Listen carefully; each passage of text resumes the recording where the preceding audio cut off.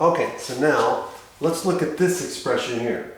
So we've got an algebraic expression, looks pretty complicated, but again, let's handle it the same way that we've been doing the others. Okay, so first I'm going to write this as a multiplication.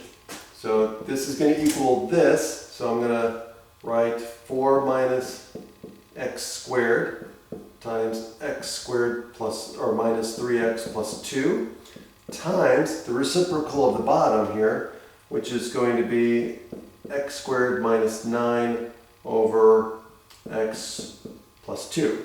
Okay, so now what I'm going to do is let's multiply across the top and the bottom, put them together. Okay, so this will be 4x, oops, not 4x.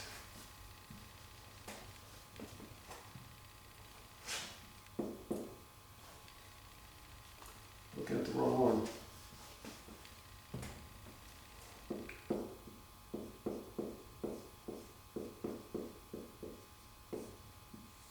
Okay, so I'm going to multiply across the top to get this, and then I'm going to multiply across the bottom.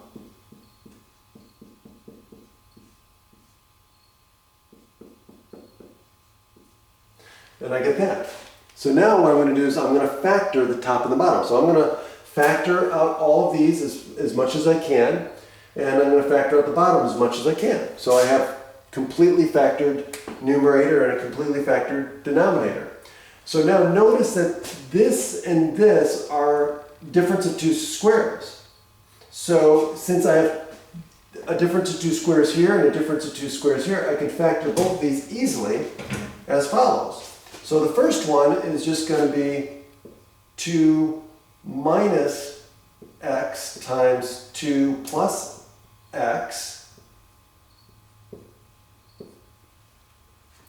And then the second one is factored easily by x minus 3 times x plus 3. And that's it. That's the top. Now the bottom, this is factorable because I can take two factors of 2, right?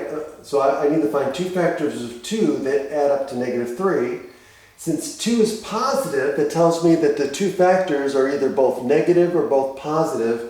And since the middle coefficient is negative, that tells me that both factors have to be negative. So the two factors are negative 1 and negative 2. So this is going to be x minus 1 times x minus 2.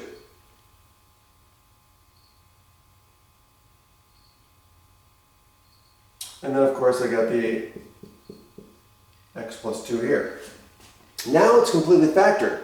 So now I can start canceling common factors on the top and the bottom. So I've got what? Well, I've got an x plus 2 here, and I've got a 2 plus x. Those are the same because of the commutative property for addition. So this is x plus 2 and 2 plus x are the same. So this cancels with that. Okay? Now, I don't have any x plus 1s, or excuse me, x minus 1s to cancel, so that one's done. I don't have any x minus 3s or x plus 3s here to cancel. Okay? But what about these two? X minus 2 and 2 minus x. Well, you got to be careful because they're not exactly the same, and the commutative property does not work with subtraction. So these cannot be looked at as the same. Okay? So I can't cancel these willy-nilly just like I did these. Okay? But what if I factor out a negative? What if I factor out a negative 1? Well, I can rewrite this as negative 1 times, well, negative 2 plus x, right? Because if I factor out a negative, I change the signs. So now it's a addition. So now this is the same as x minus 2, which is what I got here. So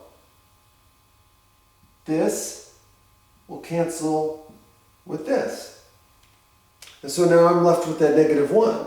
So now I can simplify this. And so I've got, what do I got on the top? Okay, oops, this goes away. Okay, so I've got a negative 1. So it's going to be negative x minus 3 times x plus 3. And then on the bottom, I've just got x minus 1.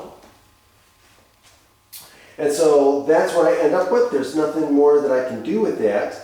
And now, other than that, what I can do, actually, instead of having a negative sign out, I can just absorb the negative sign, either down here or up here. Okay? So I can rewrite, for example, I can rewrite this. I can distribute the negative here and just write this as 3 minus x times x plus 3 over x minus 1. That's it. Have a great day.